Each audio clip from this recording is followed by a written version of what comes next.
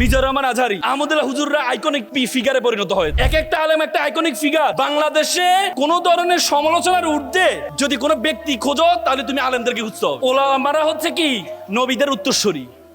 মনে রাখবা, এখন আলেম হওয়া সবচেয়ে বড় কেরিয়ার।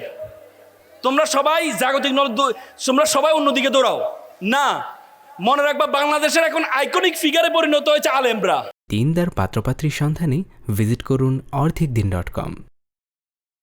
তো সুতরাং তোমরা হুজুর হইলে লজ্জা পাওয়ার কিছু নেই।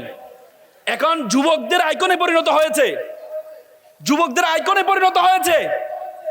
ওই দিন একজন নায়িকাকে বলা হচ্ছিল, বলে যে ইসলামী দল যদি ক্ষমতা চলে আসে আপনি কাকে ক্ষমতা চান? আমি চাই ইসলামী দল। ইসলামী দল ক্ষমতা আসলে তো আপনি যেভাবে পোশাক পরেন এটা পড়তে পারবেন না। সে কি উত্তর দিল জানেন? সে বলেছে আমি চাই আমার মতো ব্যক্তিকে ওরা ক্ষমতা এসে আমার মতো ব্যক্তিকে শাসন করুক, শাসন করলে আমি পরিবর্তন হয়ে যাব। আল্লাহু আকবার, আল্লাহু আকবার। কি চাও, কি চাও তোমরা? আলেমরা আজকে প্রত্যেকটা যুবক যুবতীর একটা আইকনিক ফিগারে পরিণত হয়েছে। আলেমরা তো শুধু আলেম হইতে হবে, তোমাদেরকে আলেম হইতে হবে, নিজেদেরকে ছোট ভাববা না।